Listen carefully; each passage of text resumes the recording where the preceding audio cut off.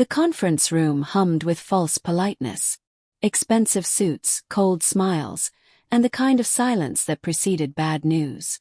Colin Drake, CEO of Voltage Energy, leaned back in his leather chair and delivered the words I'd been dreading for weeks. "We're restructuring the engineering division, Amelia. Today is your last day." I stared at him, then at the projector screen behind his head. My design filled the display. The modular battery system I'd spent 3 years perfecting. 3 years of sleepless nights, failed prototypes, and breakthrough moments that had made me believe I was building something important. But my name wasn't on the slide. Instead it read, Voltage Modular Battery System, Patent Pending. Colin gestured toward the screen with obvious pride. "Your work will continue to be part of Voltage's legacy, of course." My work. He said it like he was doing me a favor. Like I should be grateful that my invention would live on under his company's name. "My work," I managed to whisper. The words felt thick in my throat. Colin's smile was condescending, the kind reserved for children who didn't understand adult conversations. "Well, it's company property now, Amelia. Everything developed during employment belongs to Voltage." Legal was very clear about that. Around the table, 3 other executives avoided my eyes. They'd known this was coming. They'd probably discussed it in meetings I wasn't invited to, decided my fate over expensive lunches while I worked 14-hour days in the lab. I felt the air leave my lungs, but I forced myself to breathe slowly, to stay calm, to not give them the satisfaction of seeing me break. I nodded once, carefully arranging my face into something resembling composure. Then I did something that surprised even me. Smiled. Small, steady, professional. "Thank you," I said quietly. Colin blinked, clearly thrown by my reaction. He'd probably expected tears or anger or desperate pleading. Instead I stood, smoothed my blazer, and walked toward the door with my head high. Behind me I heard someone exhale with relief. They thought I'd accepted defeat gracefully. They thought this was over. As I reached for the door handle, I allowed myself one more thought. A promise I made silently to myself and to the 3 years of my life they were trying to steal. They have absolutely no idea what I still own. My name is Amelia Brooks. I'm 35 years old, and until that moment in the conference room, I'd been the lead engineer at Voltage Energy. I joined the company 4 years ago because I believed in their mission. Clean energy storage that could revolutionize how we used renewable power. Solar panels and wind turbines were great, but without efficient battery systems, they couldn't replace fossil fuels. I wanted to be part of solving that problem. I wanted to build something that mattered. Colin Drake had recruited me personally, promising me creative freedom and recognition. He'd seemed genuine then, passionate about innovation. But somewhere along the way, his passion had shifted from technology to profits. And I'd become expendable. The warning signs started about 2 years ago. We were preparing for a major investor demonstration, showcasing the first functional prototype of my battery system. I'd worked 16-hour days for 3 months to get it ready. The morning of the demo, Colin presented my work to the board. He walked them through every feature, every innovation, every breakthrough. He never once mentioned my name. When I confronted him afterward, he'd smiled that same condescending smile. "Amelia, we're a team here. The face doesn't matter. What matters is the result, and Voltage getting the recognition it deserves." I told myself it was fine. That recognition wasn't important as long as the work continued. That I was being petty for caring about credit. Looking back, I realized that was the moment I should have started protecting myself. 6 months later, I discovered the patent filing. I'd been reviewing our internal documentation system, looking for an old design specification, when I stumbled across a folder marked IP Portfolio, Confidential. Inside was a patent application for my modular battery system. Same specifications, same innovations, same breakthrough algorithm I developed for thermal management. But the inventor field listed Voltage Intellectual Holdings as the creator. Not my name. Not even various engineers or engineering team. Just the company. I checked the metadata on the source files. They'd been copied directly from my personal work drive. Every draft, every calculation, every iteration I documented. When I brought this to our legal department, they dismissed my concerns immediately. "Everything you create while employed here belongs to Voltage, Ms. Brooks. That's standard in the industry." That night I couldn't sleep. I lay in bed staring at the ceiling, replaying the conversation with legal. They were technically correct. My employment contract included a standard intellectual property clause. Anything I invented using company resources belonged to the company. But there was a detail they'd overlooked. A technicality I'd never thought would matter. 3 years ago, before I'd even joined Voltage, I'd been working on an early version of this battery design. It was crude, inefficient, and nowhere near commercial viability. But the core concept was there. And I'd filed a provisional patent application for it. Provisional patents last 12 months and don't grant full protection, but they establish a priority date. They prove you had the idea first. That provisional patent had expired long ago, but its filing date was documented. Public record. The next morning I contacted a patent attorney. Not through Voltage's legal department, obviously. A private attorney I found through careful research and paid for with my own money. I explained the situation, showed him my expired provisional patent and Voltage's current filing. He studied both documents for nearly an hour before speaking. "This is complicated," he finally said. "Voltage owns what you created while working for them. But your provisional patent predates your employment by 6 months. If you can prove continuity between your original concept and their current implementation, you might have a claim." He paused, looking at me seriously. "But fighting a corporation with Voltage's resources would be expensive and uncertain. There's another option, though. A defensive strategy." That's when he explained provisional patents could be refiled if done correctly. I left his office with a plan. It was risky, possibly career-ending if anyone found out. But I was already starting to see the writing on the wall at Voltage. Colin had been subtly pushing me toward less critical projects. He'd stopped inviting me to investor meetings. My role was shifting from lead inventor to technical support. I was being phased out, and my work was being repositioned as Colin's vision. So I filed a new provisional patent. This one included improvements I'd developed in my own time, using my personal computer and resources I'd purchased myself. Nothing from Voltage's labs. Nothing during work hours. I documented everything meticulously. Timestamps, receipts for equipment, even photos showing I was working from my apartment. If anyone questioned it, I had proof this was mine. For the next 18 months, I maintained 2 separate development tracks. At Voltage, I continued working on the official project, contributing what I was required to under my employment contract. But at home, on my own time, I refined my personal version. Added features, improved efficiency, solved problems that Voltage's official version still struggled with. My personal patent application grew more sophisticated with each iteration. Every night, I added documentation, design notes, test results, failure analyses. I built an airtight record showing that my independent work was distinct from my employment responsibilities. Colin had no idea. None of them did. They saw me as the obedient engineer who stayed late and never complained. They had no concept of what I was protecting. The pressure increased as Voltage prepared for a major funding round. Colin began parading my design to investors, calling it his brainchild. During one particularly difficult pitch meeting, a venture capitalist asked detailed technical questions. Colin fumbled through answers until I had to intervene with accurate explanations. Afterward, instead of thanking me, Colin pulled me aside. "In public settings, let me handle the narrative," he said tersely. "Investors want to hear from leadership, not technical staff." Technical staff. That's what I'd become to him. Not the inventor. Not the creator. The staff. He promised me equity options and performance bonuses that never materialized. Meanwhile, Voltage's valuation soared based almost entirely on the potential of my technology. But I stayed quiet, patient, building my case. Sometimes the best revenge requires perfect timing and ironclad proof.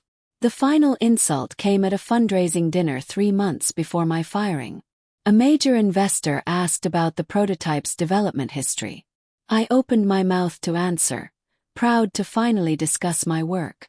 Colin cut me off mid-sentence. "Amelia's brilliant, of course," he said with that patronizing smile.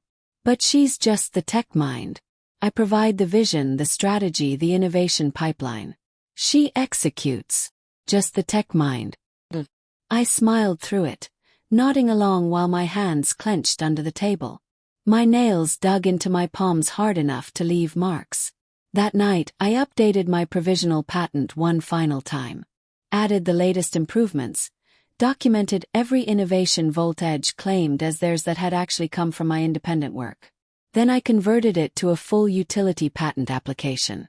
Now it wasn't temporary. It was permanent, comprehensive, and legally mine. 2 weeks later, Colin called me into his office. The meeting was brief, almost casual in its cruelty. "We're restructuring," he said, not even bothering to sound apologetic. "Your division is being absorbed into product development. We don't need a dedicated research position anymore." I understood immediately. The prototype was complete. The patents were filed. The investors were secured. I'd served my purpose. And now I was expensive overhead. Colin probably planned to hire a junior engineer at half my salary to maintain what I'd built. When I asked about severance, he slid a document across his desk. 2 weeks' pay. Standard exit package. Nothing more.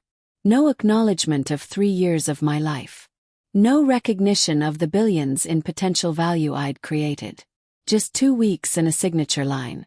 Security escorted me to my desk to pack my belongings.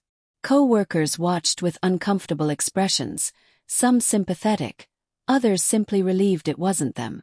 Jenna, one of the junior engineers I'd mentored, approached quietly. "This isn't right," she whispered. "Everyone knows that battery system is yours." I gave her a small, sad smile. "It's fine," I lied. "These things happen." But it wasn't fine. As I packed my personal items into a cardboard box, I looked Colin Drake directly in the eyes. He stood near his office door, watching my exit with barely concealed satisfaction. "You're making a mistake," I said calmly. He actually laughed. "No, Amelia. You did. You should have been grateful for the opportunity. Now you're just bitter." I left without responding. But I thought, just wait. You have no idea what's coming. That night, I sat in my apartment surrounded by 3 years of documentation. Boxes of notebooks, external drives filled with design files, printed emails and timestamps. Everything I'd carefully preserved. I opened my patent folder and reviewed the application I'd filed 2 months earlier. The priority date was clear. 6 months before Voltage filed their version. The claims were specific and comprehensive. Most importantly, the documentation proved independent development using my own resources during my own time. Legally, this patent was mine, not Voltage's. I poured a glass of wine and stared out my window at the city lights. Colin thought firing me was the end. That I'd slink away, bitter but powerless. He was about to learn a very expensive lesson about underestimating people. I wouldn't sue. That would take years and millions in legal fees. I had a better plan. I would sell. Helion Dynamics, Voltage's largest competitor. I'd met their senior director of research and development, Paulo Vasquez, at an engineering conference 8 months earlier. He'd attended my presentation on thermal management in lithium-ion systems and approached me afterward with genuine interest. We talked for over an hour about battery innovation. He'd been impressed, complimentary in a way Colin never was. "If you ever want to discuss opportunities," he'd said, handing me his card, "Helen would love to work with someone of your caliber." Kept that card. Now I found it in my desk drawer, slightly worn but perfectly readable. I took a deep breath and dialed his number. He answered on the 3rd ring. "Paulo Vasquez." My voice was steady. "Mr. Vasquez, this is Amelia Brooks. We met at the Engineering Innovation Summit last year. I think I have something your company will want. There was a pause. I could hear papers rustling in the background. Amelia Brooks from Voltage, he said carefully. I remember. What kind of something? I chose my words precisely. I have a patent application for a modular battery system. It's similar to Voltage's technology, but independently developed and legally mine. The priority date predates Voltage's filing by 6 months. Silence. Then. That's quite a claim. Can you prove independent development? Smiled. I have documentation going back 3 years. Time-stamped files, receipts for equipment, witness statements. Everything. And the patent is already filed with the USPTO. More silence. When Paulo spoke again, his voice had changed. More focused, almost excited. Ms. Brooks, I think we should meet. Are you available tomorrow? We met the next morning at a quiet cafe downtown, far from anyone who might recognize us. Paulo brought Helian's chief technology officer and their head legal counsel. I brought 3 folders of documentation and a USB drive containing gigabytes of supporting materials. For 2 hours I walked them through everything. The original concept I'd developed before joining Voltage. The provisional patent I'd filed. The independent improvements I'd made in my own time. The priority date that established my claim before Voltage's. The CTO leaned forward, studying my design specifications with obvious amazement. This is more advanced than what Voltage demonstrated last month, she said. The efficiency improvements alone would be worth billions. Paulo looked at me with something like awe. You own this. Completely. He nodded. Every innovation in this patent application was developed independently. Can prove it. And yes, I own it completely. The legal counsel was already pulling out his laptop. We need to verify everything, obviously. But if this holds up. He didn't finish the sentence. He didn't need to. Helian's due diligence took 6 days. Their legal team combed through every document I provided. They interviewed me for hours, asking detailed questions about development timelines and resources. They hired an independent forensic analyst to verify my file timestamps and metadata. They contacted the patent office to confirm my filing dates. They even tracked down my patent attorney to verify I'd paid for his services personally. By day 6, their lead counsel called me. Ms. Brooks, everything checks out. Your patent application is solid. The priority date is documented. The independent development is proven. You own this technology. He paused, and I could hear the smile in his voice. Helian would like to make an offer. We met again that evening. This time in Helian's executive conference room. They presented an acquisition proposal that made my hands shake. But I kept my voice steady.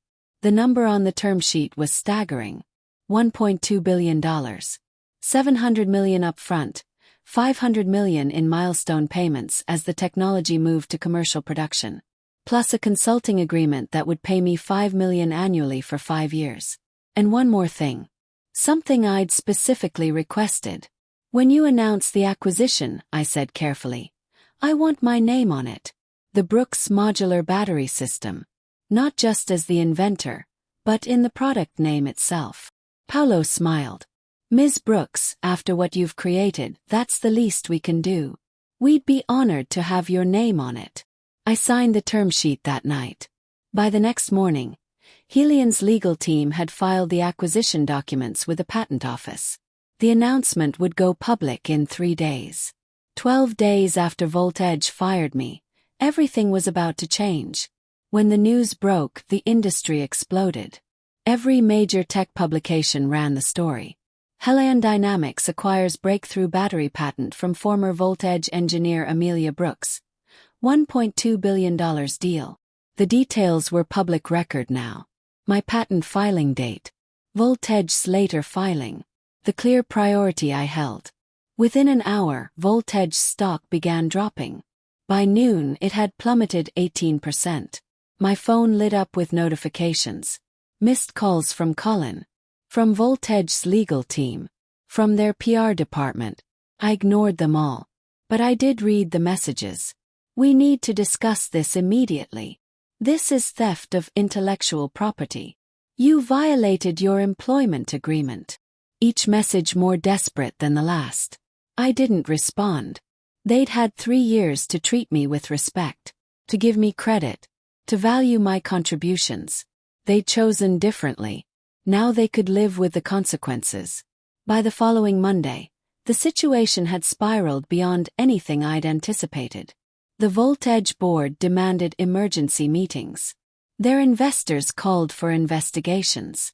The patent they'd filed, the one they'd based their entire valuation on, was now legally worthless. I held the priority claim, and Helion owned exclusive rights through their acquisition. Industry analysts published scathing reports. Voltage's $4 billion valuation built on shaky patent claims. Major partnerships were suspended pending legal review. 3 venture capital firms pulled their commitments to Voltage's funding round. The company that had fired me 12 days earlier was imploding. And Colin Drake, who'd smiled at me with such condescension, who'd called me just the tech mind, was at the center of it all. The board released a statement announcing his immediate resignation to pursue other opportunities. Corporate speak for "You're fired." Jenna showed up at my apartment on a Tuesday evening, 2 weeks after the announcement. She looked exhausted but happy. "Half the engineering department is updating their resumes," she said, settling onto my couch. "Voltage is bleeding talent. Everyone knows the company's finished without that patent." I poured her coffee, feeling oddly calm about everything. "I didn't set out to destroy them," I said honestly. "I just protected what was mine." Jenna shook her head. "No, you did more than that. You showed everyone what happens when companies treat people as disposable. Colin did this to himself. He thought firing you would eliminate a problem. Instead, he eliminated the only thing keeping Voltage competitive." She raised her coffee cup in a mock toast. To Amelia Brooks, who smiled "thank you," and then burned it all down. I laughed, but corrected her gently. "I didn't burn anything. I just took back what they'd stolen." 3 weeks after selling the patent, I received an unexpected phone call. Paulo Vasquez, but this time the conversation was different. "Amelia, Helion's board has been discussing your future," he said. "We're creating a new position. Director of Innovation and Advanced Development. We want someone who can lead our next generation of energy storage projects. Someone who understands not just the technology, but the importance of protecting intellectual property and valuing the people who create it." He paused. "We want you." The salary was more than double what Voltage had paid me. The equity package would make me one of Helion's largest individual shareholders. But more than that, it was recognition. Respect. A company that understood my value. I accepted that afternoon. My first day at Helion, I walked past a newsstand. The headline caught my eye. "Voltage files for bankruptcy protection amid patent scandal." I stopped staring at it. 4 years of my work, now reduced to rubble. But I didn't feel guilty. Felt free. I walked into Helion's headquarters, took the elevator to my new office on the executive floor, and stood at the window looking out over the city. Glass walls, sunlight streaming in, and a nameplate on my desk that read, "Dr. Amelia Brooks, Director of Innovation." For the first time in 4 years, I felt like someone had seen me. Really seen me. Not as disposable. Not as just the tech mind. But as exactly what I was. The creator. Innovator. The person whose work was worth protecting. 12 days. That's all it took for truth to turn the tables. Colin Drake had thought firing me was the ending of my story at Voltage. He was right about that. It was an ending. But endings and beginnings are really the same thing, just viewed from different angles. Sometimes the smartest revenge isn't loud or dramatic. It's quiet, legal, and perfectly timed.